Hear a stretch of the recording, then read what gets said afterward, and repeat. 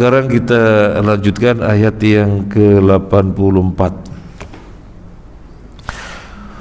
ولا تصل على أحد منهم مات أبدا ولا تقم على قبره إنهم كفروا بالله ورسوله وماتوا وهم فاسقون. Dan janganlah engkau Muhammad melaksanakan sholat untuk seseorang yang mati di antara mereka selama-lamanya, dan janganlah engkau berdiri mendoakan di atas kuburnya. Sungguhnya mereka ingkar kepada Allah dan Rasulnya, dan mereka mati dalam keadaan fasik. Wala tusalli ala ahadim minhum mata abada. Janganlah kalian menyolati atau janganlah kalian mendoakan. Yang mana ini? Wala tusalli, janganlah kalian menyolati atau janganlah kalian mendoakan. Karena sholli artinya bisa dua. Secara bahasa adalah doa. Dalam pengertian istilah syariat adalah perbuatan yang dimulai dengan takbir dan diakhiri dengan salam, dengan bacaan dan gerakan yang telah ditentukan oleh syariat. Itu secara syar'i. Nah ini yang mana? Jangan mendoakan mereka, berarti boleh menyolati. Atau jangan menyolati mereka, berarti boleh mendoakan. Yang mana ini? Kalau secara bahasa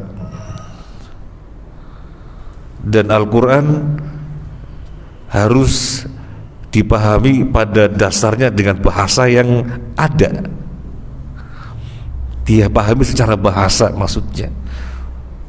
Kecuali ada dalil yang menunjukkan bahwasanya itu maksudnya secara syar'i, dan yang dimaksud di sini adalah secara syar'i.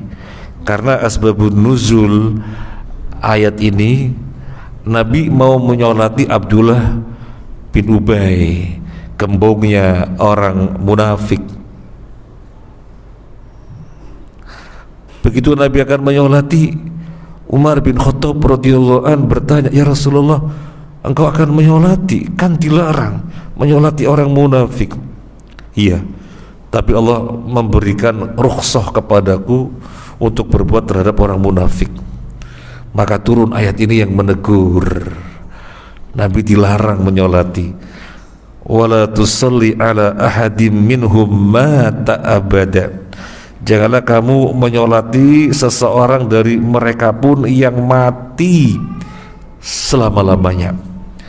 Gak boleh menyolati orang munafik yang mati. Yang namanya menyolati ya mati ya. Tidak boleh menyolati mereka yang mati, dan larangannya abadan, selama-lamanya. Yang dimaksud orang yang munafik yang mana? Al-munafiquna alladzina ulima nifaquhum. Orang-orang munafik yang memang benar-benar diketahui nifaknya. Orang-orang munafik yang memang diketahui nifaknya. Yang tidak diketahui ya bagaimana? Sementara kita diperintahkan menghukumi orang dengan zahirnya muslim, ya kita sholatin meskipun sejatinya dia munafik.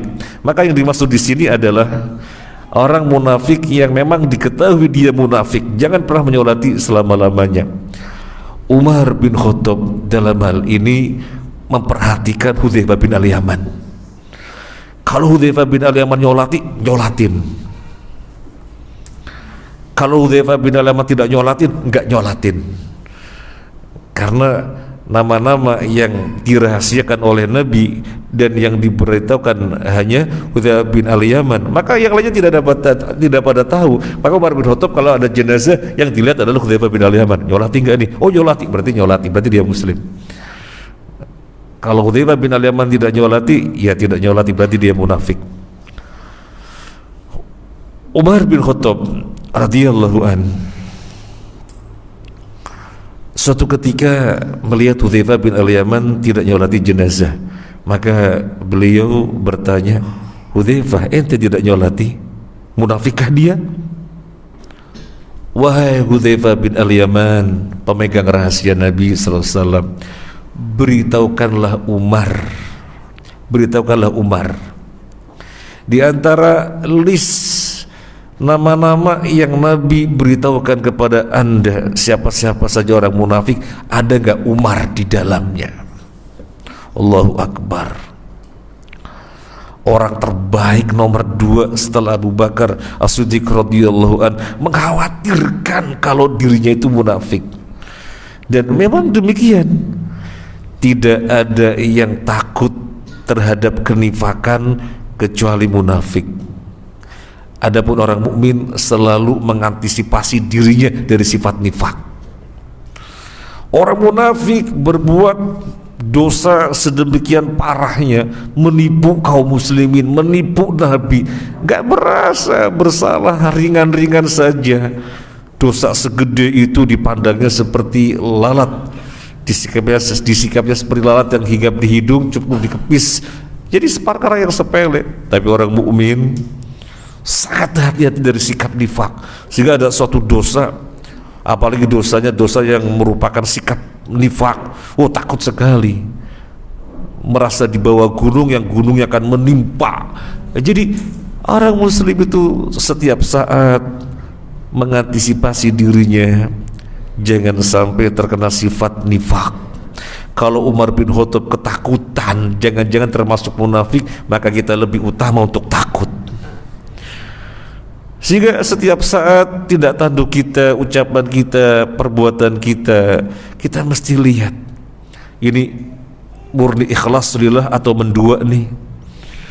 Ini murni karena Allah atau ada tendensi ini, terus dikontrol, terus dijaga, terus diantisipasi. Jangan sampai kena sifat nifak. Nah, kemudian di sini ada kata abada, wala tusalli ala ahadim minhum mata abada, dan janganlah kamu menyolati seseorang pun dari kalangan mereka orang-orang munafik selama-lamanya. Beda penggunakan abada dengan qattu. Kadang-kadang kita salah menggunakan kalimat abada dengan qattu, artinya sama. Abada itu taukid yang sifatnya untuk mustakbal. Adapun qattu adalah taukid yang sifatnya untuk masa yang telah lampau. Misalnya dulu waktu saya di SMP atau dulu waktu saya di SMA, waduh, nggak pernah ikut upacara misalnya. La atau ma ishtaraktu fihi qattu, pakainya qattu karena sesuatu yang telah lampau, pakainya qattu. Tetapi kalau sesuatu yang sifatnya akan datang, saya tidak akan menyolati orang kafir selama-lamanya. La usolli alaihim abada. Jadi abadan itu penggunaannya lil mustaqbal. Adapun qattu penggunanya untuk madi. Nah, dari di sini kita lihat Allah menggunakannya kalimat abada karena sesuatu yang sifatnya yang akan datang. Wala takum ala qabri, dan jangan berdiri di atas kuburannya. Nyolati tidak boleh, ikut memakamkan juga tidak boleh. Nyolati tidak boleh, ikut memakamkan juga tidak boleh. Kenapa? Innahum kafaru billahi wa rasulih. Sesungguhnya mereka adalah orang-orang yang kafir terhadap Allah dan Rasulnya. Disebutkan Allah dan Rasulnya karena bentuk penegasan. Disebut iman itu bukan hanya mengimani Allah, tapi juga Rasulnya. Orang-orang munafik, jika mereka mengimani Allah sebagai Tuhan mereka, tapi mereka bersikap kurang ajar kepada Nabi, ya tidak disebut iman. Jadi tidak bisa iman hanya kepada Allah dengan mengesampingkan Rasulnya. Sebagaimana orang munafik berbuat demikian, maka di sini ditegaskan dengan disandingkan Allah dan Rasulnya. Innahum kafaru billahi wa rasulih. Nah, semacam ini siogianya dipahami oleh orang-orang Islam Nusantara.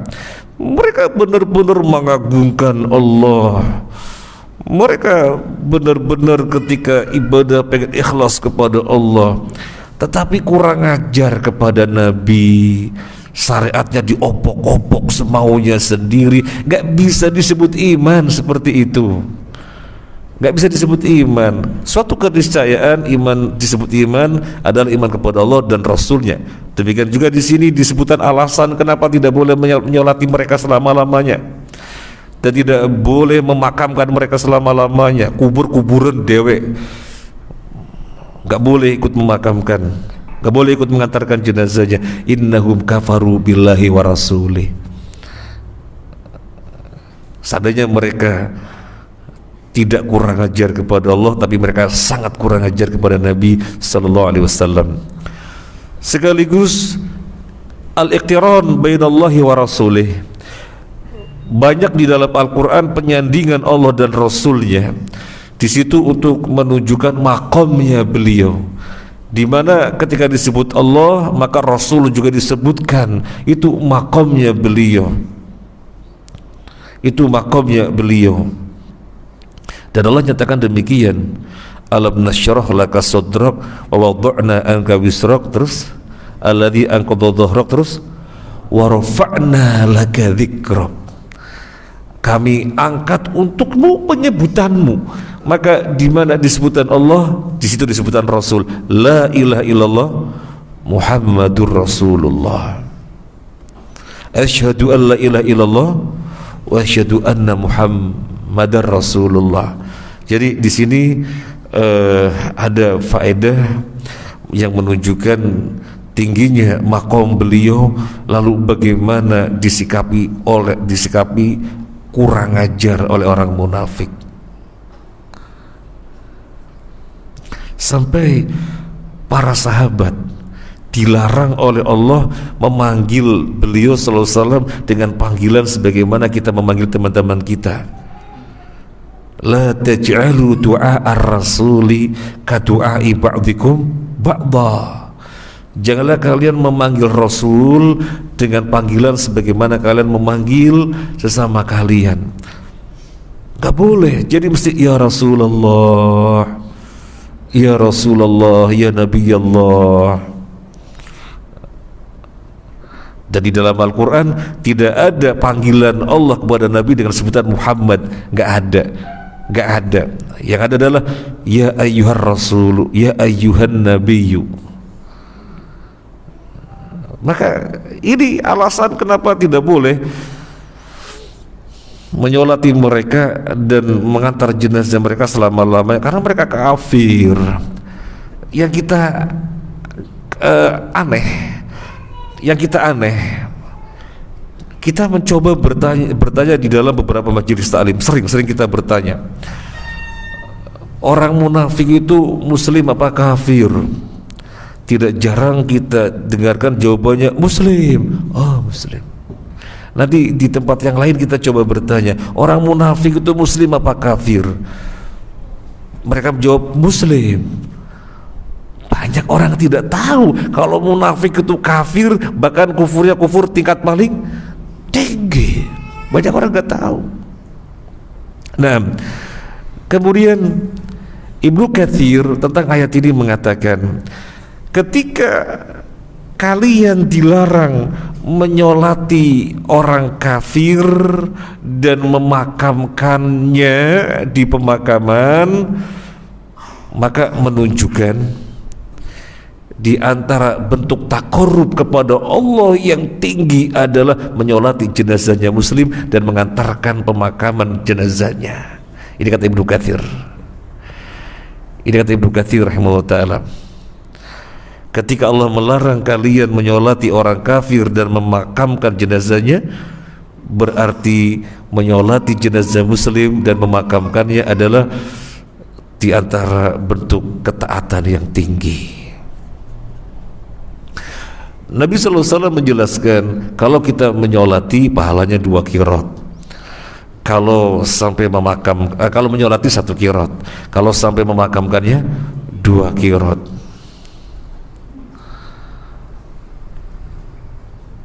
Abdullah ibnu Umar radhiyallahu an begitu mendengar Nabi menjelaskan fadilah menyolati dan mengantarkan jenazah ke makam, maka Abdullah bin Umar radhiyallahu anhu mengatakan, betapa banyak kebaikan yang terlewatkan dariku.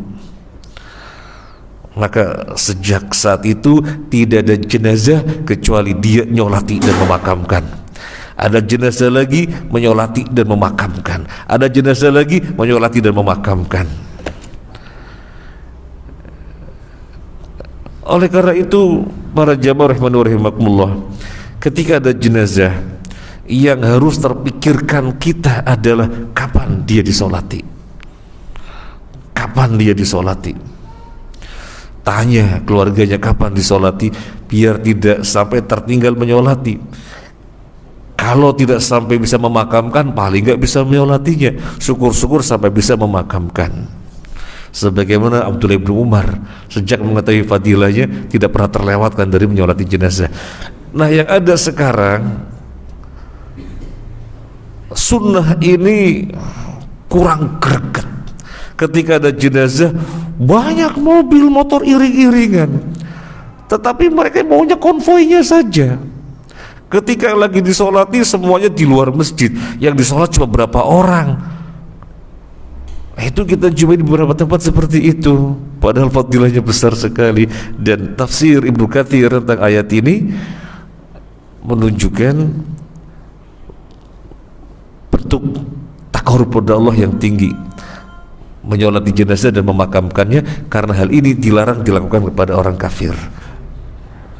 Tentang kirot, Nabi ditanya, apa itu kirot? Nabi menjawab, sebesar gunung Uhud. Berarti kalau 2 kirot sebesar 2 gunung Uhud. Gunung Uhud itu gunung yang besar dan memanjang. Disebut Uhud kenapa? Sebenarnya banyak gunung, tetapi nyambung seakan-akan satu. Kelihatannya satu, karena sebenarnya banyak, tapi nyambung seakan-akan satu. Maka Uhud, Ahad kan satu gitu ya. Jadi itu disebut Uhud. Jadi menunjukkan besarnya pahala. Maka semoga Allah memberi kita taufik ketika ada jenazah dimanapun kita, selama tidak ada udzur, upayakan nyolatin. Dan dampaknya insya Allah nanti kalau kita mati, yang nyolati juga banyak. Lah kita pengen yang nyolati nanti banyak, sementara kita ogah-ogahan. Kalau ada orang mati kita nggak datang nyolatin, dengar orang mati ya kita nggak datang nyolatin. Terus nanti kalau mati pengen yang nyolati orang banyak, ya nggak bisa. Hal jazaul ihsan ilal ihsan. Perbuatan baik itu sesuai dengan kebaikan yang diperbuatnya. Dan diantara upaya agar yang nyolati kita nanti banyak adalah jadi takmir masjid. Karena kalau jadi takmir masjid, para jamaah yang selama ini diperhatikan kemaslahatannya, kurang lampu ditambah lampu, kurang AC tambah AC, kurang air wudhu datangkan air, mereka akan berterima kasih. Kemudian takmir yang meninggal, Masya Allah, insya Allah banyak yang nyolatin. Yang kita perhatikan, mereka sebagai takmir ketika meninggal, yang nyolati banyak. Barangkali itu Allah gerakan hati mereka sehingga nyolati takmir. Kemudian biar yang nyolati banyak, aktif di majelis taklim. Karena orang yang tergabung di dalam majelis taklim adalah mereka yang motivasi ukhrawinya tinggi, sehingga ketika mendengar orang mati, wah ada pahala besar ini, saya harus bisa nyolatin. Maka tergerakkan orang-orang yang ngaji itu pengen pada nyolatin.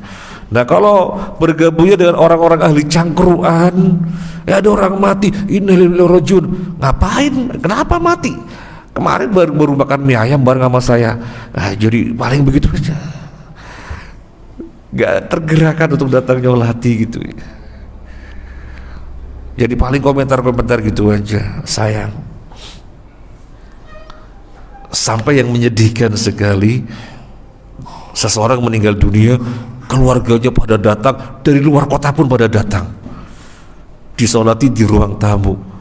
Yang nyolati berapa orang? Ini keluarganya dari luar kota gak ada yang nyolatin. Ayo nyolatin. Belum ada wudhu. Jadi jawabannya ringan banget, belum ada wudhu. Ya tinggal wudhu. Belum ada wudhu. Astagfirullah. Nah ini motivasinya rendah. Maka ingat-ingat, ini tafsir Ibnu Katsir tentang ayat ini. Ketika Allah melarang kita menyolati orang kafir dan memakamkannya, berarti menyolati kaum muslimin dan mengantarkan jenazah adalah termasuk bentuk takorub yang besar. Kemudian akhir ayat ini Allah berfirman, wa matu wa hum fasikun. Mereka mati dan mereka adalah orang-orang fasik. Fasik di sini adalah fasik akbar. Fasik di sini adalah fasik akbar. Karena Allah melarang kita untuk menyolati mereka, berarti fasiknya fasik akbar. Karena fasik itu ada asghar, ada akbar. Akbar berarti keluar dari Islam. Kita bisa berbuat fasik, ya bisa.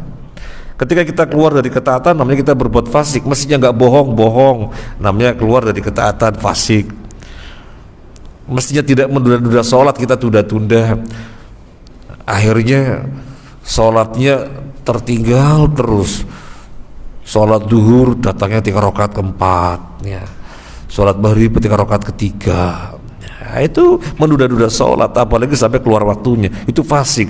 Tapi apakah fasiknya fasik akbar? Ya bukan akbar, karena tidak sampai batal sholat, batal Islamnya. Fasiknya fasik asgar.